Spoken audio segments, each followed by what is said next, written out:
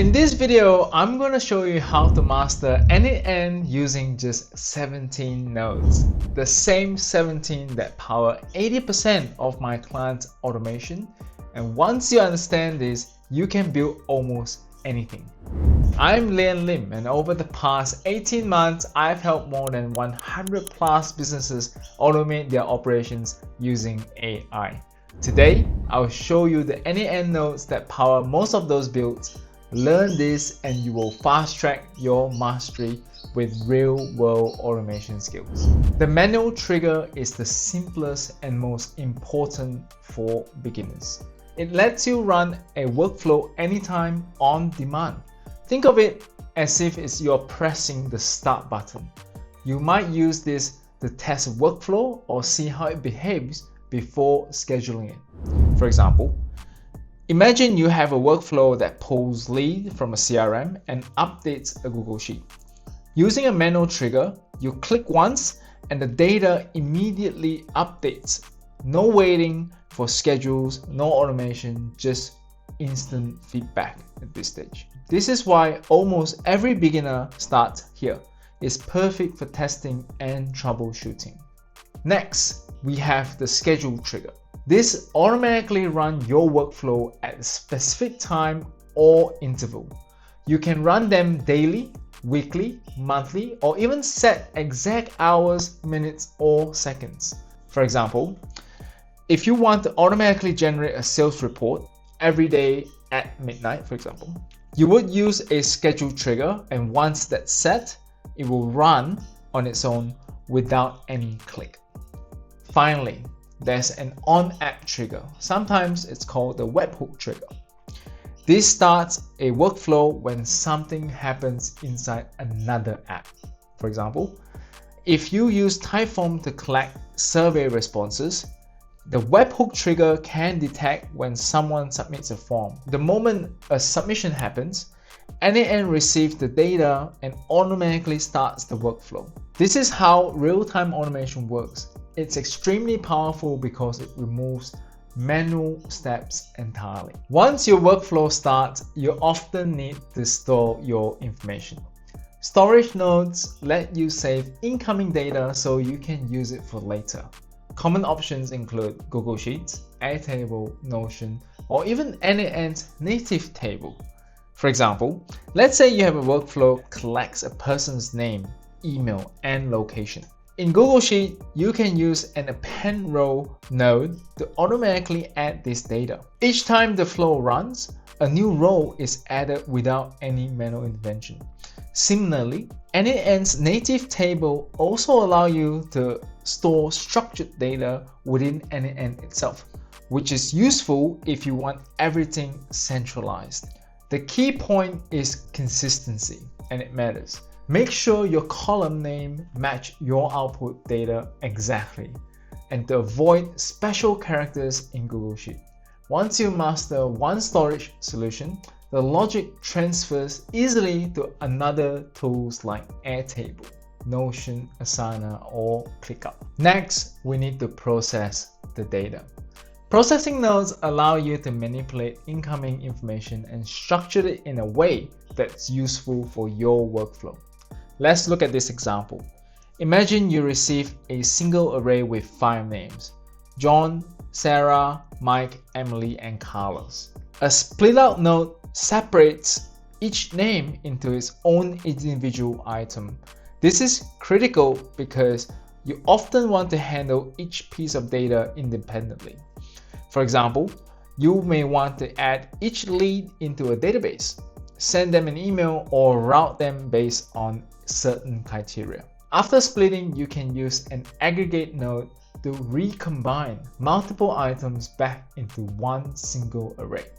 This is useful if you need to consolidate data from multiple sources and send it somewhere else, like generating a combined report within Google Sheet. The important distinction: split out separates items to act individually, while aggregate combines them back together for further steps. The logic node lets your workflow make decisions, and using the if node would be the simplest way.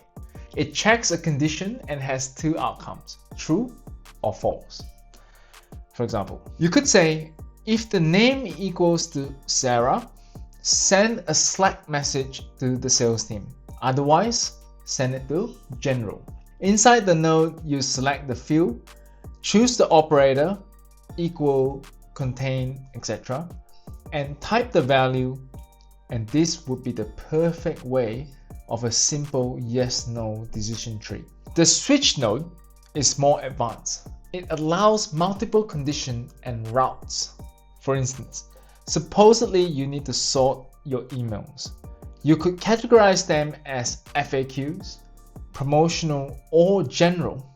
Each category follows a different path within the workflow, and inside the switch node, you can define rules, rename the outputs, and n8n automatically routes them based on its value. This flexibility is essential for handling complex workflow without building multiple parallel automations. The code node. It allows you to write JavaScripts to manipulate data. Why is this important? Sometimes you receive unstructured data that can't easily be handled with a standard node. Instead of creating multiple nodes to clean your data or transform or even split the data into the format you want, all you need to do is use the code node. For example, you might have an array of names with extra characters or combined fields like John Doe -sales. With a code node, you can clean each item by first splitting the first and the last name and output a structured array in one step. You won't use it all the time, but knowing it exists gives you the flexibility for more complex workflows. The merge node is how you bring multiple data streams together. Imagine you're managing social media posts for Facebook, LinkedIn, or Twitter. Each platform's content comes from a separate branch. The merge node combines all three streams into one single array. You can then send everything into a Google Sheet or a database in just one step.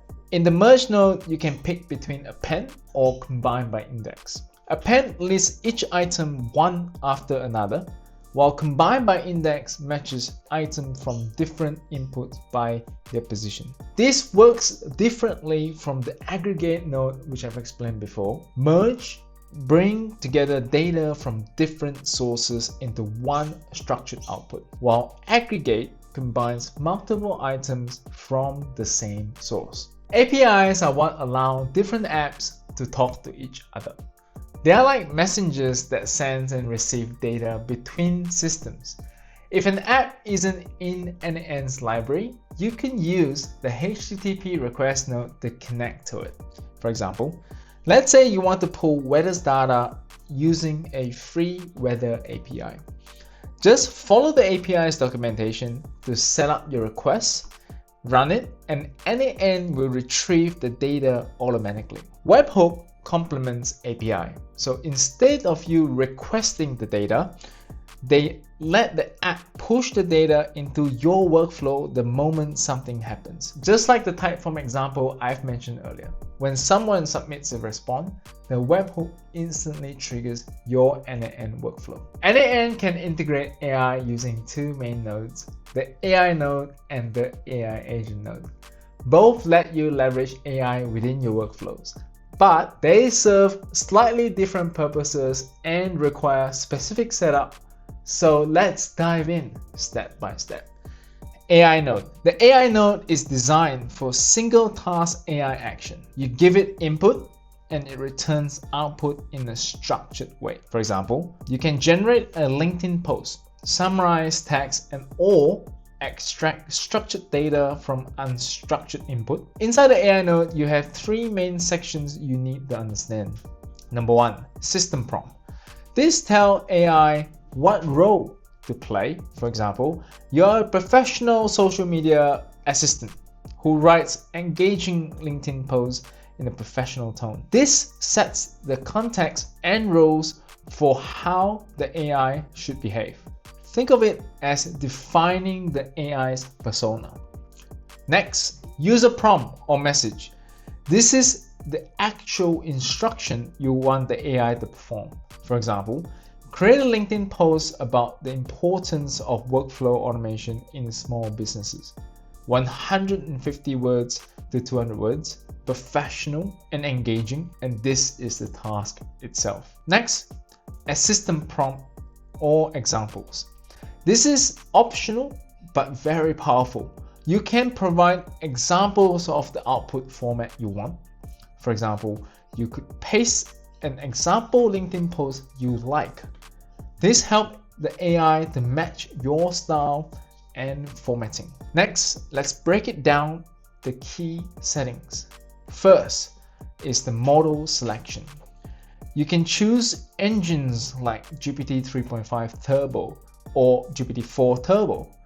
GPT 3.5 is fast, low cost, and perfect for testing or simple workflow, while GPT-4 Turbo handles complex reasoning and multi-step automations. Then there's max tokens, which limits the length of the AI's response.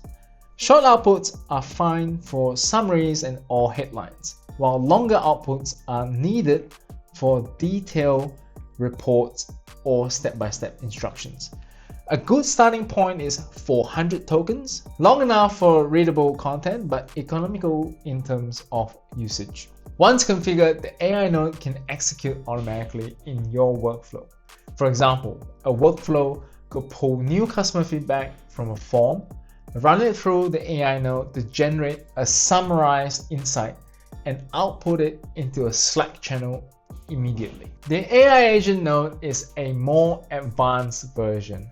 Think of it as a virtual assistant embedded inside your workflow. Unlike the standard AI node, AI agent can remember conversation context across multiple steps within a workflow, or take actions across multiple apps automatically. Maintain a workflow state so it knows what it has done previously and what needs to be done next. Let's dive into an example.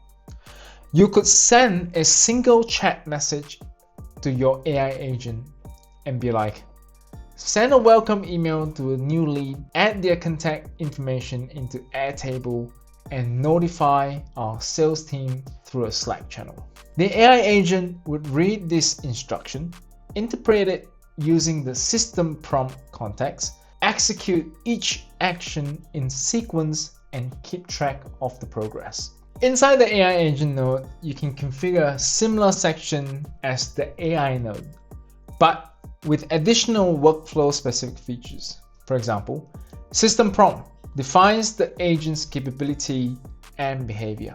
User message, the task you want the AI agent to perform. Assistant, optional examples for more structured outputs or formatting preferences. Multi-step memory, AI agent node inside n8n that can store temporary memory of previous execution within the same workflow. This allows complex decision making without losing any context. Next is the app integration setting. You can link apps like Gmail, Airtable, Notion, or Slack directly into your AI agent node, and this will let the AI agent execute API calls, create tasks, or send messages automatically. Let's pull all these examples together. Number one, you have the trigger. Let's say a type form submission with a new lead information. AI agent node then reads the lead data and move on to the first action, which adds the lead into Airtable, and the second action that sends a personalized welcome email through your Gmail. And the third action is to post a Slack notification into a channel that notifies your team members. You can even add an optional step to summarize all the steps and log everything into Google Sheet for tracking later. All of this happens without you having to manually configure every single one of these apps for this workflow to happen. As long as your credentials are set up properly, the AI agent will use reasoning to decide what actions to take in what order, based on your instructions and the app that you have connected. Tips for using AI nodes and AI agents within your n8n. Start with a clear system prompt. The more context you give to your AI, the better the output would be. A well-written prompt saves time fixing unclear responses in a later stage. Test with a manual trigger first. This helps you see exactly how the AI interprets your instructions and interacts with connected apps before you automate the process fully. Use example for structure. If you want output in a table format, bullet points, or formatted emails, provide a clear example in your prompt. It teaches the AI to use the format you expect. Next, always check your logs. Error often happens when interact with APIs or third-party apps. The AI may generate correct instructions, but credentials or permissions still need to be valid. By combining AI nodes and AI agent, n8n lets you automate not just tasks, but also decisions. You can build multi-step workflow that thinks, adapt, and execute across multiple applications you use in your environment, essentially creating a smart digital assistant inside your automation environment. And that's it. Master these 17 nodes and you will unlock 80% of what n8n can do. If you found this breakdown helpful, hit the subscribe button and drop a like. It helps more builders like you find these tutorials. And if you want to go deeper, join our AI Automation Hub. It's where we share full workflows, AI automation setups, and behind-the-scenes systems that you can plug straight into your business. Build smarter, automate even faster. I'll see you in the next one.